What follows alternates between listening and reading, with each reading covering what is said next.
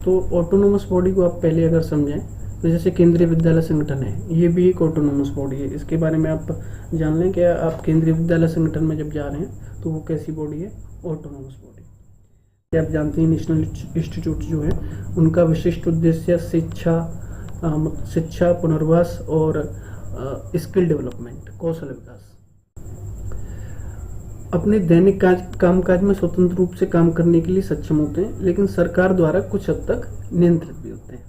तो फंक्शन पढ़ते हैं इनके: professional education and training, therapist, educators, rehabilitation workers. ये अपने जो सेंटर्स होते हैं नेशनल इंस्टीट्यूट्स के, जैसे कि रीजनल सेंटर होते हैं या फिर अपना मुख्यालय भी होता है, वहाँ भी तमाम प्रकार के कोर्स रिहेबिलिटेशन के फील्ड में चलते रहते हैं, जिसमें डीएड भी होता है, बीएड भी होता है।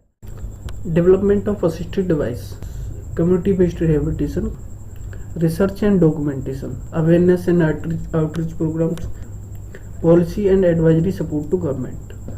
नेशनल इंस्टीट्यूट्स के नाम दिए गए हैं, उनके इस्टेब्लिशमेंट ईयर दिए गए हैं।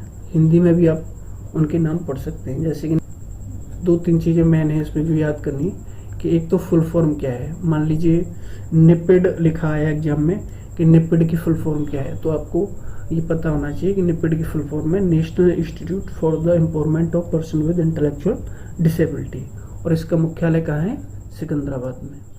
इसकी स्थापना कब हुई थी, 1984 में। राष्ट्रीय लोक सहयोग एवं बाल विकास संस्थान, नई दिल्ली।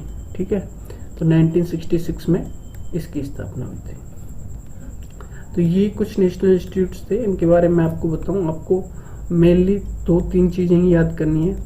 पहली, फुल फॉर्म, बहुत इंपॉर्टेंट चीज़ है। फुल फॉर्म आप नहीं इग्नोर कर सकते, तो फुल फॉर्म आप याद कर लीजिए। और ये टॉपिक ऐसा है, मैंने आपको बताई है कि प्रीवियस ईयर क्वेश्चंस को आधार। लीगली बाइंडिंग इंटरनेशनल ट्रीटी, आप जानते हैं एक इंटरनेशनल ट्रीटी है जिसमें कि यूएन के जो सदस्य देश हैं, यूएनसीआरपीडी की अगर आपको मैं डीप में बताऊं तो यूएन के जो सदस्य देश हैं उन्होंने हस्ताक्षर किया था, जिसमें जो ट्रीटी थी वो ये थी कि अपने देश में पर्सन विद डिसेबिलिटीज हैं उनके लिए अधिकार बनाएंगे, कानून बनाएंगे और उनको लागू करने के लिए तमाम प्रकार से कोशिश करेंगे। तो उसमें भारत भी एक सदस्य देश था, जिसका प्रभाव आप देखते हैं कि तमाम प्रकार के कानून आपके लागू हो रहे हैं। उसका जो यूएनसीआरपीडी उनको मॉनिटर करता है।